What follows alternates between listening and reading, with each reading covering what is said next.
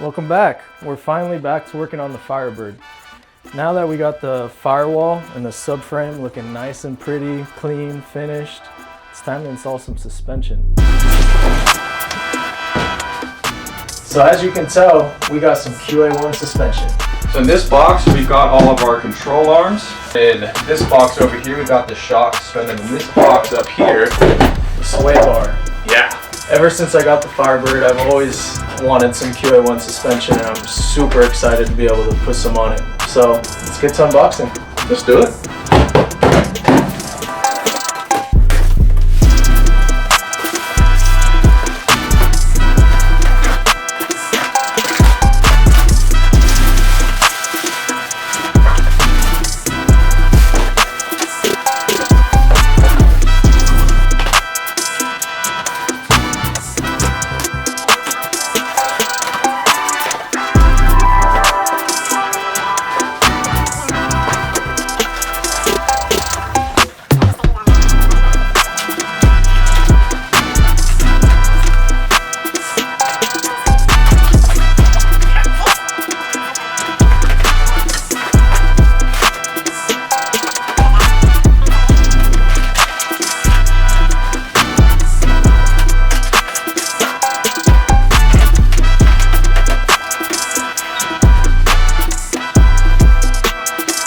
Alright, we got it all unboxed, laid out. I'm super excited. Dude, it looks nice. QA1 makes some really nice stuff. I think it's beating my expectations a little bit, just the build quality of it so far. It looks amazing. Yeah, but this black is gonna like match the front end, like the powder coat we did on that. Yeah, it's gonna look so good, and there's some billet aluminum parts here and there. It's just gonna look like jewelry on the front of the car. It is. It's gonna look super It's a good nice. way to put it. Yeah. So over here we got some of our lower control arms and our upper control arms. Got the shocks and the coils for them. And the sway bar, and then you've got all the remaining nuts and bolts to put it all together. Yeah, that's a fat sway bar right there. Yeah, That's a that's beefy big. sway bar. That's big. And they decided to include like 8 stickers for some reason. So Yeah, let us know where we should put those. Yeah. maybe if you want one, let us know. We'll send it to you. All right, well, let's start trying to install it. We're gonna read some instructions first to make sure we do it right. Read. I don't read. All right. Well, we're just gonna install it and hope for the best. So we found out that we actually have to take this little shaft out of here to put in a different piece, and you cannot do it by hand. It's crazy tight. So we went to Harbor Freight, picked up a little 1-ton press, and we're just gonna try to stick this thing in here and pop it out. Excuse the noise for now. Kylo's on cleanup duty right now. We use him to recycle all our boxes, and he seems to enjoy it, so. Going to town on it. Yeah. Nope. Oh, I guess he's done. All right. Well, let's try to press this thing. See how it works. Should just pop right out. Oh yeah, like butter. Easy. Is that enough to get it out by hand now? Oh yeah. All right, there we Bang. go.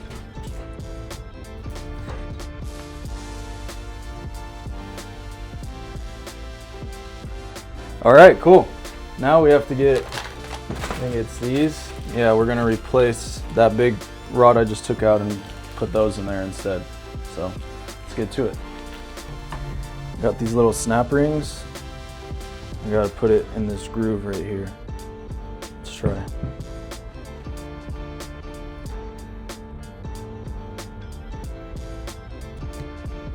There we go.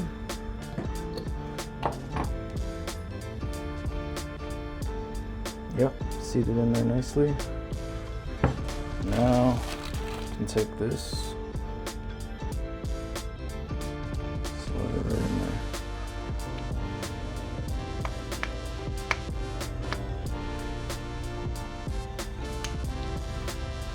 There it goes.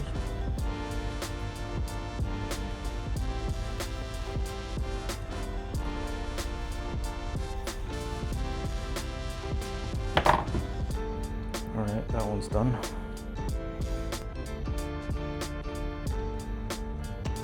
There we go.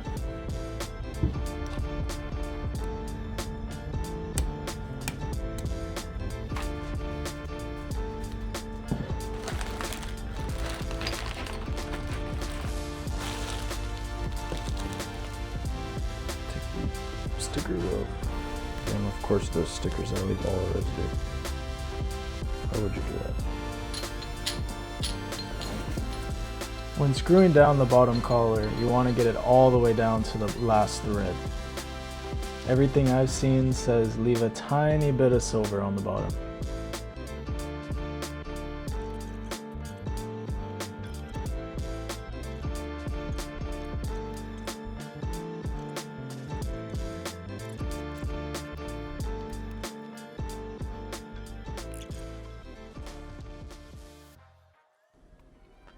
As we were starting to follow the instructions and trying to figure out what to do next, we noticed an issue. Dude, this is tough. These instructions, like, there's like no order to them. There's no pictures that like clearly explain things. And just like, you've gone onto YouTube, we've looked up videos. We found Chris Sullivan's video, good video. QA1, you really need to make better instructions because your parts are amazing, and I feel like it wouldn't be that hard if you actually listed all the steps for this car. Yes, like a true step-by-step with pictures included. Every component has its own set of instructions. There isn't a set of instructions to install the entire kit at once. There's a set to install just the lower control arms, and then just the upper control arms, and then just the shocks, and then just the sway bar. And it swaps back and forth between installation and... Like the lower control arms say you got to install the shock, but then you go to the shock instructions and it says install the upper control arm first. So like, which way do you do it? It would be nice if there was just one set that walked through the entire process. You just follow it step by step. Doesn't have to be color pictures, but just give me some pictures on every single step. Yeah. Or a video online. Yeah. Something I can watch and walk through with. The only advantage that I can see that we have is in our front end over here is we are, like we've taken everything off. Yeah, it's fully disassembled. Yeah, it should hopefully give us more room to work. Although, again, to Chris's point, getting these bolts in here is going to be a royal pain in the butt. I don't know if you guys know, but the control arm mounts in this pocket here. And so you have to put the bolt through this hole, goes all the way back there like 6 inches, and then you have to get the nut on the other side. And I can just imagine with the car being fully assembled, it would be a pain in the butt to get down there. Yeah. Since we can't find any really good step-by-step instructions, we're gonna try to make our own video for you guys and try to have a nice step-by-step. Yeah, hopefully for you guys, this is gonna make things easier. Yeah. So, what we've done so far, we started getting the shocks ready to mount into the control arms. Ours came with the thrust bearing kit. So this right here, has a little shim washer bearing in there and then 2 washers on the outside. When you have that kit, you don't have to use the washer that comes in the main bag. You have to find the other bag with the thrust bearing and then use that instead. You have to coat both sides of the washers around the needle bearing with anti-seize, and you also have to put anti-seize on the 10 to 15 or so bottom threads on the shock itself. And right now you see us here installing the shock onto the lower control arm, but after going through this whole process, we found out it's actually easier to just leave it off for now, because when you're trying to put the control arm on the subframe and you have anti-seize everywhere, it just makes a huge mess. So it's up to you, install it now or leave it for later. Yeah, and then you got the bushings and everything up here as well. Yeah, we put a bushing up here. There's 2 of them for each shock. So this one doesn't have it, and then... Yeah, you're supposed to pull the shock all the way out. It's all the way out right now. And this sits on the bottom. And then once you install it into the car, this will go through the hole on the top of the subframe, and then you put this one on top of that, and put this other washer on top, and then tighten it all down. So we're just gonna leave that one off for now, and then once we get it on the car, we'll install it. All right, let's take this control arm over and see if we can get it installed. Try to get that bolt through the hole. It's gonna be a pain in the butt. All right, let's put this up into here.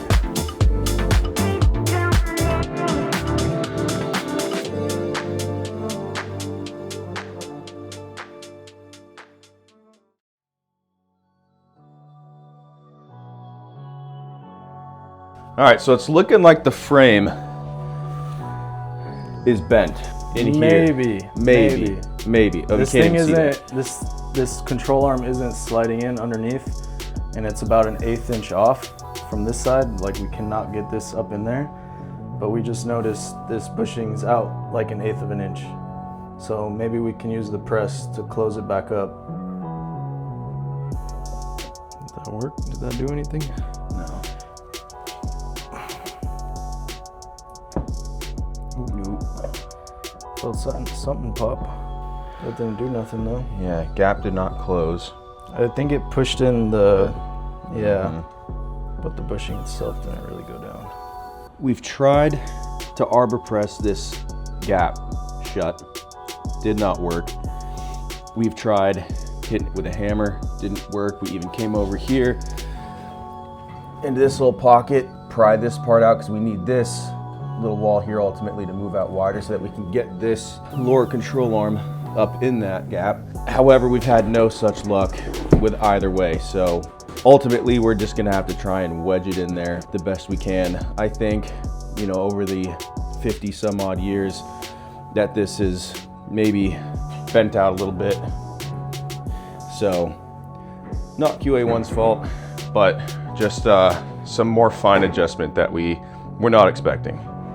Like I said earlier, the shock was in the way, so we decided to just take it out. And we tried really hard to push it in there, but it just wasn't really working.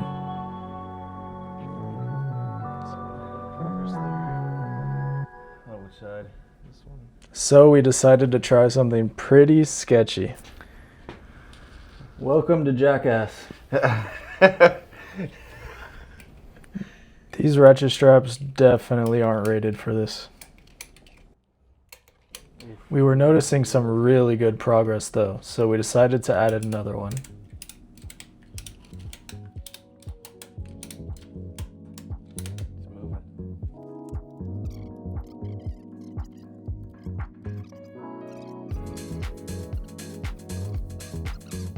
These straps worked really well, but it still needed to go up.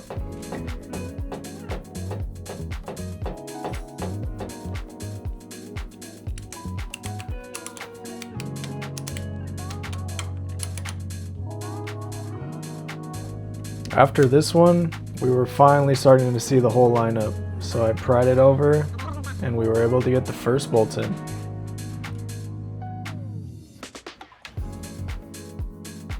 But the other side was still super far off. We had actually gone way too far, which I never thought would happen.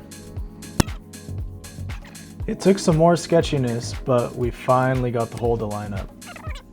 Guys, I don't know if you could see any of that, but we had this car, well, we currently have it ratchet strapped to the wall so that it wouldn't move. We had a ratchet strap running from the lower control arm to this little, oh, getting focused, there you go, going in there to help try, and because we ended up pushing it in too far, so we had to pull it back out. We were finally able to get this bolt in, and then this The one you guys were just looking at? Yeah, is almost there. We just need to push it down now. Yeah. So, and just for your guys' reference at home, in case you have this same issue, these are 400-pound ratchet straps. If you have 1,000, I would recommend it because we put these things to the absolute max. Yeah. But hey, it's mostly in now.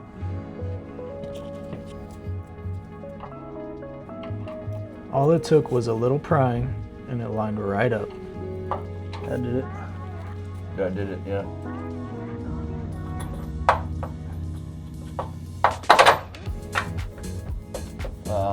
Yeah, that should make it through. You're probably not supposed to hit your bolt with a hammer, but a few love taps got it to slide right in. Now that the bolts are in, we put the nuts and washers on and tighten everything down with a 3/4 inch wrench and socket.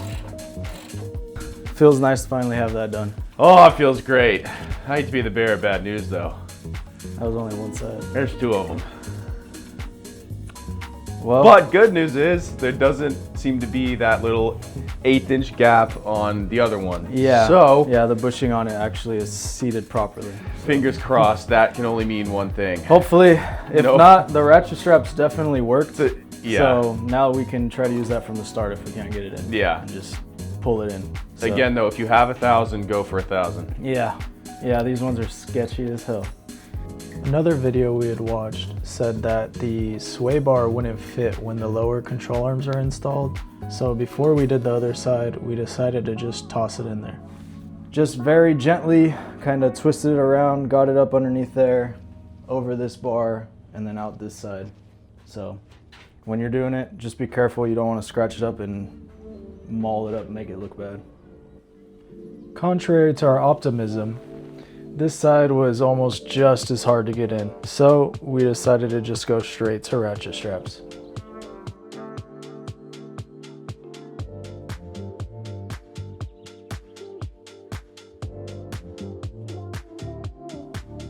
Once we managed to get everything lined up, same thing as the other side. Tighten it all down with a 3/4 inch wrench and ratchet.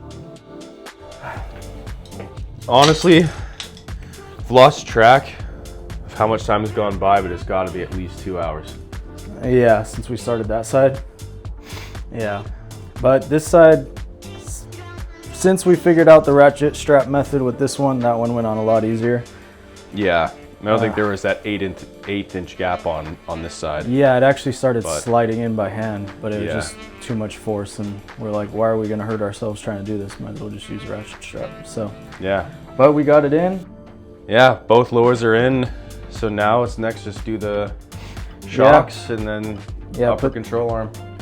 Now that all the control arms are in, or at least the 2 lowers, we're gonna, I know we said we were gonna install these first, but they were just in the way when we were trying to get these control arms in. So gonna put them in the pocket, bolt them up, and then after that, we're gonna go ahead and start installing the upper control arms. Should be pretty easy, hopefully. Knock on wood. Knock on wood, yeah. So I just noticed something kind of weird.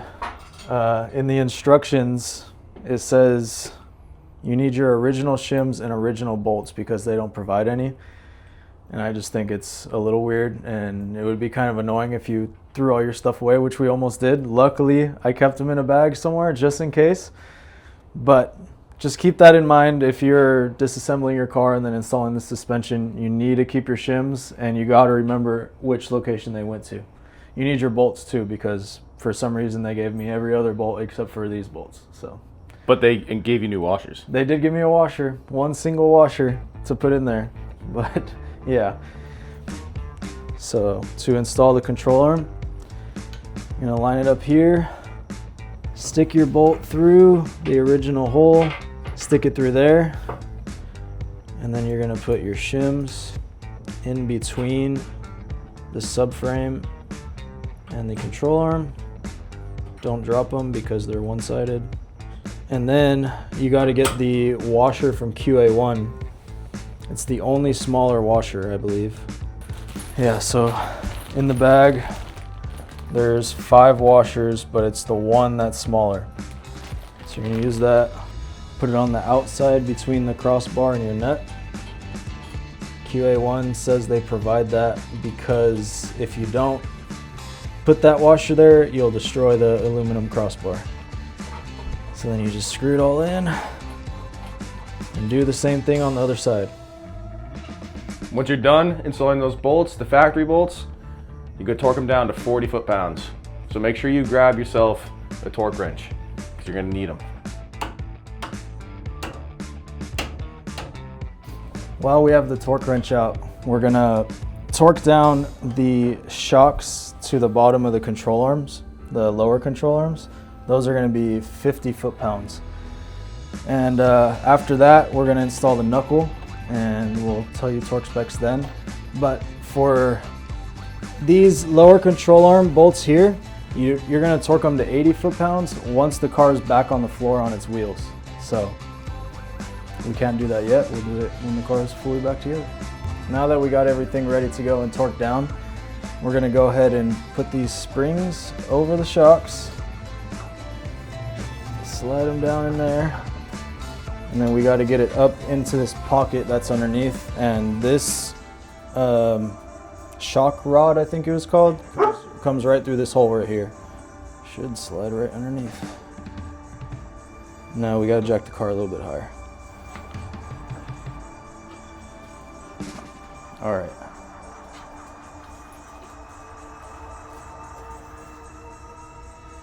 All right, yeah, that goes under there.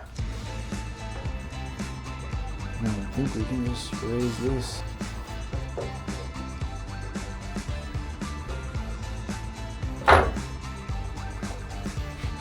That seems to be working.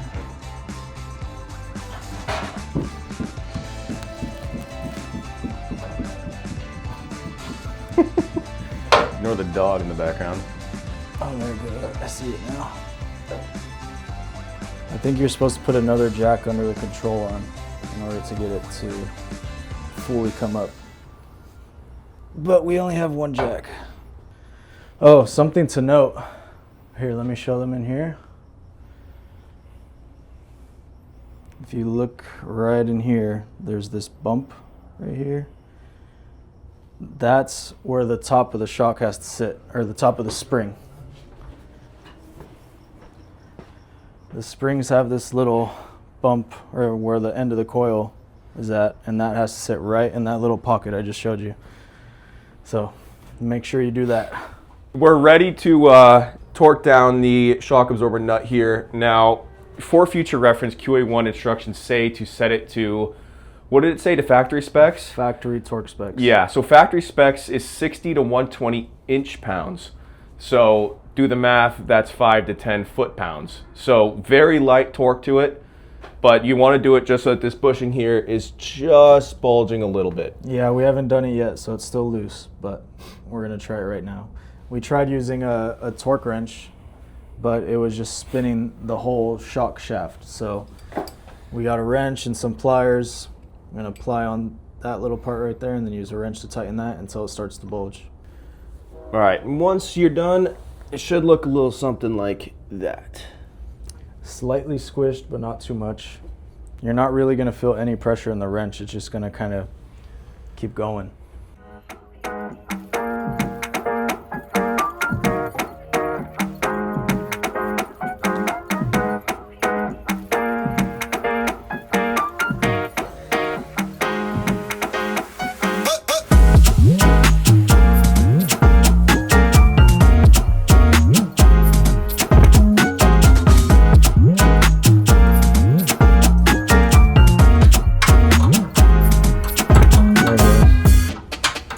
See it bulging out slowly. All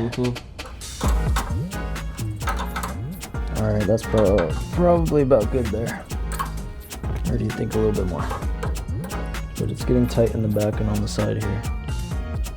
All right, now we're gonna get to installing the sway bar. It's already sitting on the car, ready to go, just because you can't get it in after you install the control arms, but it's not actually connected to anything. So we got these end links here.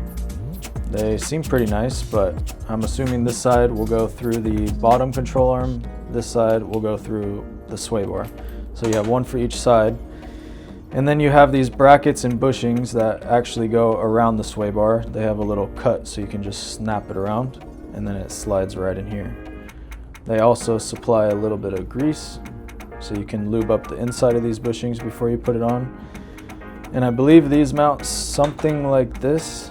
There's the bracket goes on the car underneath, and then you have your bushing like that. For some reason, they give 2 sets of washers, and these washers and bolts were in another bag. So I'm assuming we just throw those ones away and use these instead.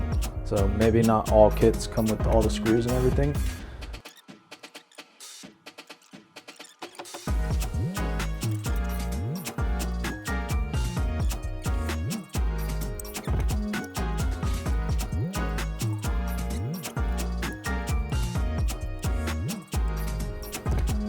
All right, the sway bars, for the most part, mounts it up. Yeah. Yeah, it sits nicely right there. We installed these brackets and bushings underneath like we talked about with the little spacer. So the instructions say to torque these Allen head bolts to 22 to 25 foot-pounds. We weren't even at 20 foot-pounds yet, and it stripped the threads out of the frame. So gonna have to try to figure out another situation for that. That hole is pretty dang deep in here. I could probably get my hand and put a nut, but I just don't have a bolt that fits the hole right now. So I'll have to do that off camera, and there's no engine, there's not gonna be any weight on the front, so it doesn't matter for now. So by the time we have all that in here, it'll all be nice and ready to go. But now let's go ahead and get the knuckles that we painted yesterday and get them installed.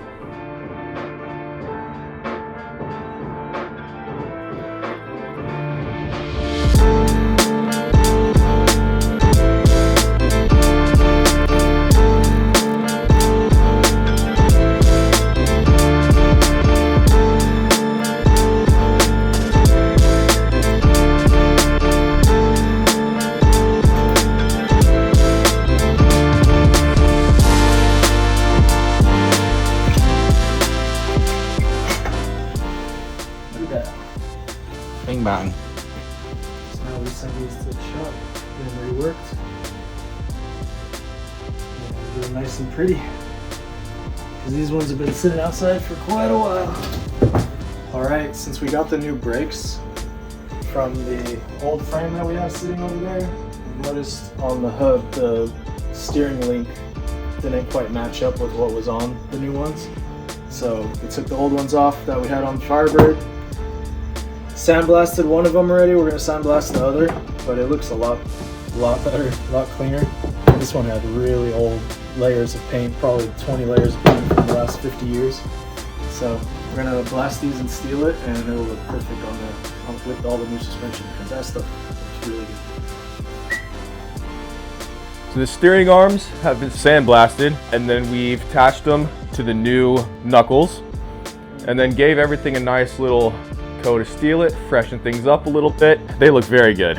And then next up, we kind of want to clean off these hubs, get the rust off of them. So we're gonna take care of that now, and then we'll move on to installing the suspension. This All right, pretty straightforward.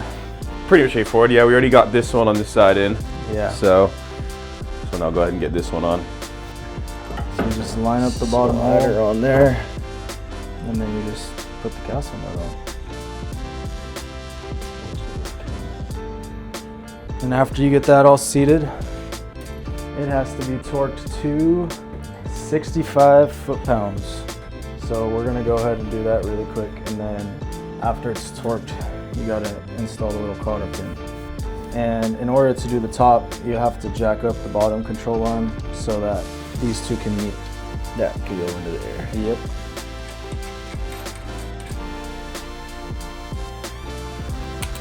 If your steering arm here is mounted to your knuckle, you're probably gonna have to remove it in order to get these castle nuts torqued down, because you cannot get a socket on it from the top. So that's up first. All right, now there's lots of room for activities. There you go. And now just check if the hole for the castle nut lines up. Doesn't look like it does that. So you gotta keep tightening until you get it.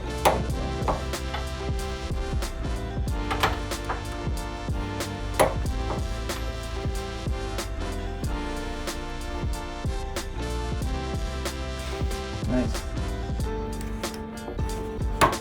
There you go. We got our spindles all mounted up. We'll throw the hubs on really quick temporarily, and throw the brake discs on temporarily. Yeah, we'll get these. And then we can put the wheels. Oh yeah. Get these back on. Yeah. Don't forget to put your steering arm back on if you take it off.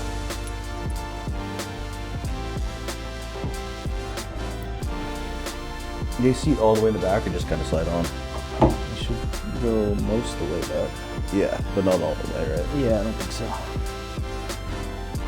Yeah. That's close.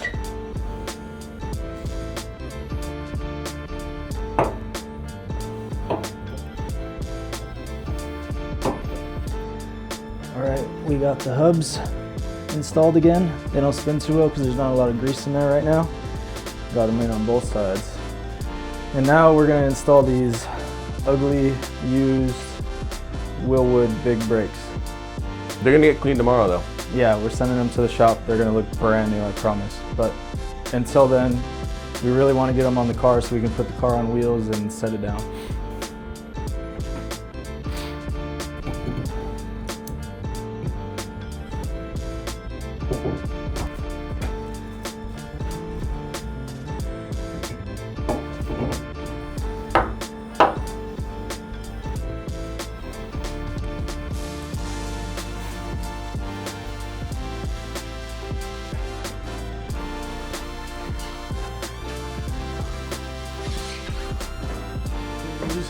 Yeah.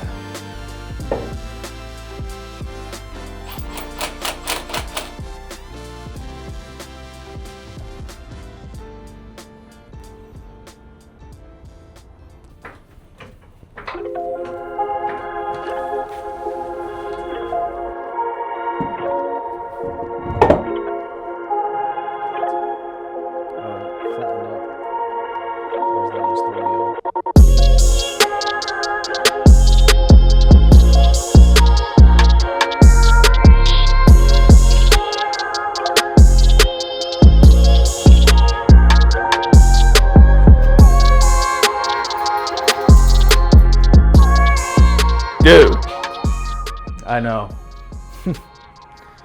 It looks amazing. And it's finally on the floor again. say that there's tires on the thing. Haven't seen that in It's been over a year. at Easy. least a year and a half. Yeah. And the rest of the QA1 install just went like super smooth. Like there was really no headaches with the rest of it. It was just getting those lower control arms up in there. Yeah, That's pretty much what Chris Sullivan too said in his video as well. Yeah, So yeah.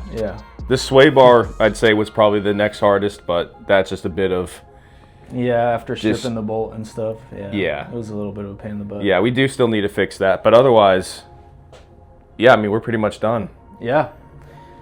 Then the lugs on the tires don't work, but you get the idea. And it's just parked in a garage, so. Yeah, the most movement this car is gonna be doing still for the next foreseeable future is gonna be rolling back and forth. Like 5 feet. Yeah. Yeah. So it'll be all right. Yeah. And I don't know if you noticed, but we left the brake calipers off because these wheels are way too small. They're 15-inch wheels and those brakes require 18 minimum. So we're gonna have to get some new wheels pretty soon. Yeah. Yeah. But I think the next thing we should really try to focus on is probably the engine, Yeah. because then you could actually drive it. That would be the theory. Yeah. So, all right, guys, thanks for watching. Hopefully you learned something and you want to try to do this yourself. We'll see you in a couple weeks. All right.